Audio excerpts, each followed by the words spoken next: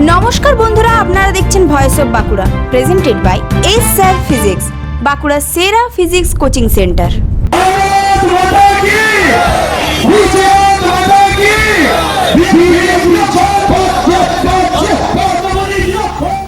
বাঁকুড়ায় প্রায় 200 জন মুসলমান সম্প্রদায়ের মানুষ যোগ দিলেন বিজেপিতে। বাঁকুড়ার রাজনীতিতে নতুন সমীকরণ, একসঙ্গে চর্চা, বিতর্ক এবং প্রশ্নের মুখে বিজেপি ও তৃণমূল।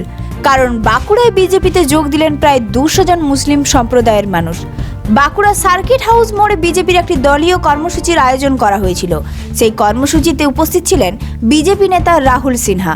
সেখানে বাঁকুড়া বিধানসভা এলাকার প্রায় 200 জন মুসলিম সম্প্রদায়ের মানুষের হাতে বিজেপি দলীয় পতাকা তুলে দেওয়া হয়।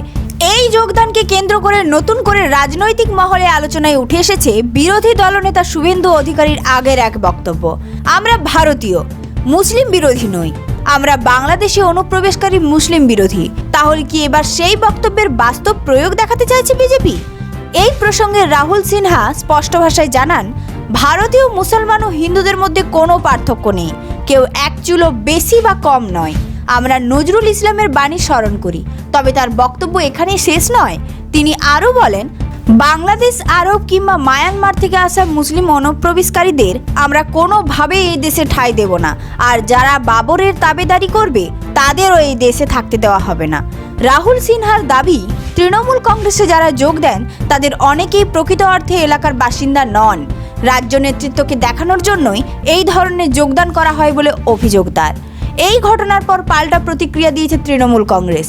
বাঁকুড়া জেলা তৃণমূলের সহসভাপতি বিধান সিংহ বলেন, মন্দির মসজিদ হিন্দু মুসলমানের বিভাজনের রাজনীতি বিজেপির তৈরি।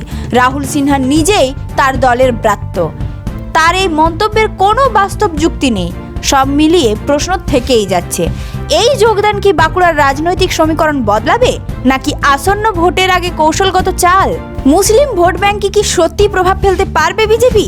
এই সব প্রশ্নের উত্তর দেবে আগামী সময়। তবে এক কথা নিশ্চিত, বাঁকুড়ার রাজনীতিতে শুরু হয়ে গেল নতুন আলোচনার অধ্যায়। এই ধরনের গুরুত্বপূর্ণ খবর সবার আগে পেতে আমাদের চ্যানেলটি সাবস্ক্রাইব করুন, আর ভিডিওটি শেয়ার করতে ভুলবেন না। আপনার মতামত কমেন্টে জানান, আর লাইক শেয়ার করে ভয়েস অফ বাঁকুড়ার পাশে থাকুন।